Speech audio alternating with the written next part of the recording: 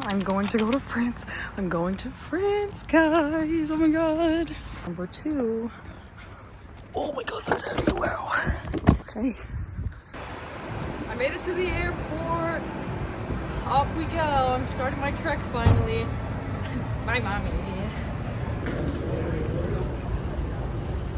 I just made it through security. That part always stresses me out. I wish so badly that I had money. I want to go into the store. I love Coach. So since I didn't have that much room in my suitcase, I brought all of my coats in my hand.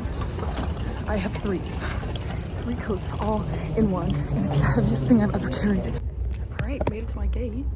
First leg of the trip was the drive to the airport, which was around 40 minutes, I would say. This flight that I'm about to get on is gonna be around 3 hours to Chicago. I almost did a packing video, but then I wanted to make sure I could fit it all as I was also packing up my room, and there was no way that I was about to take out all of the stuff that I just packed to repack it for a video. So I'm gonna do an unboxing of all the things that I brought. I'm literally going to spend this entire time making TikToks, guys. It's like baby's first one.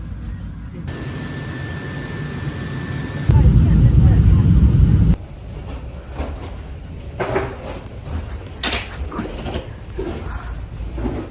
As I'm walking through the airport right now, I am almost 100% certain that this is the airport that I got let into a lounge for free because I went to go print my boarding pass. She saw my sweatshirt and said, "Oh my god, I know them," and then let me in.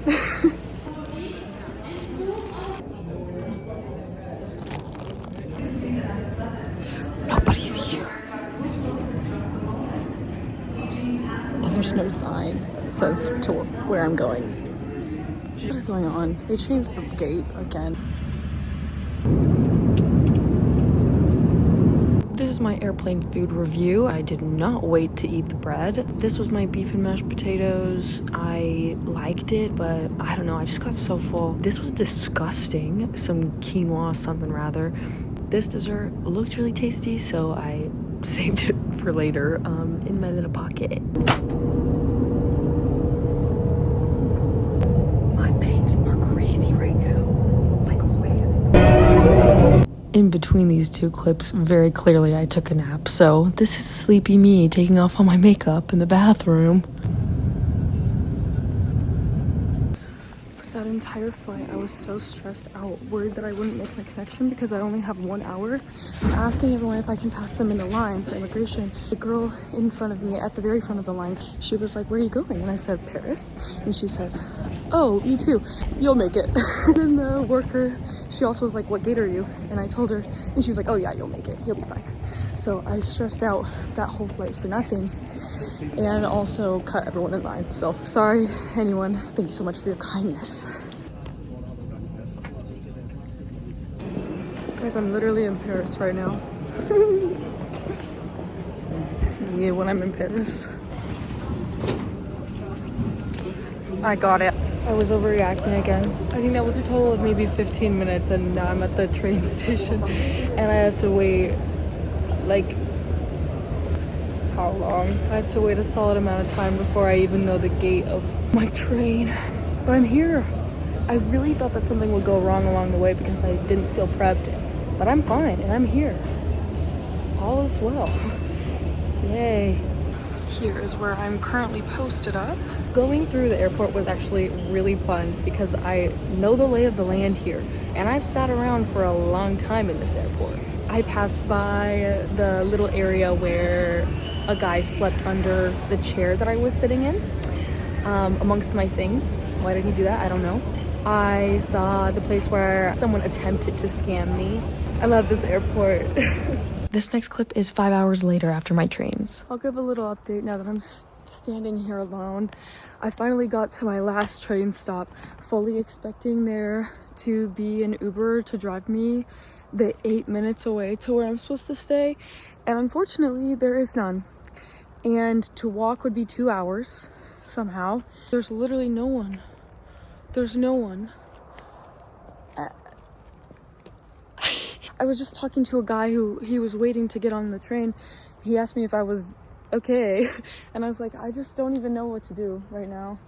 But then he had to get on his train. So I'm literally standing here. I have a bad idea, and I think I am gonna do it. There is a stairway up to this road, and I think I might try and hitchhike, but I really don't know what else to do.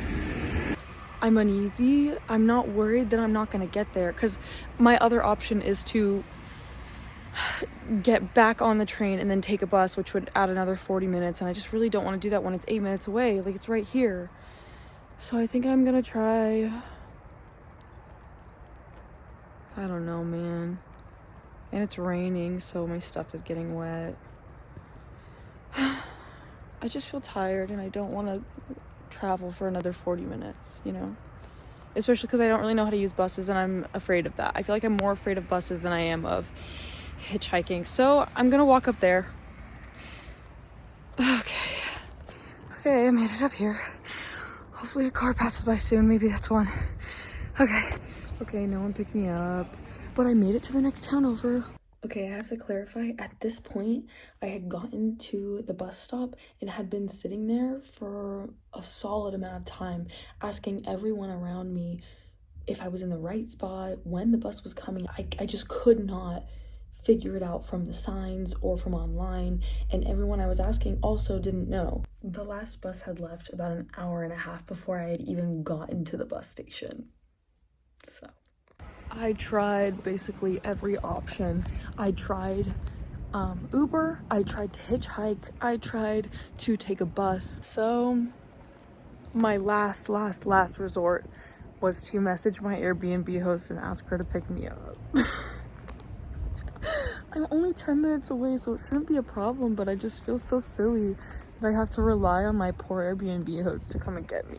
I mean, like, there is a taxi service, but everyone that I was asking was saying, like, that's really expensive.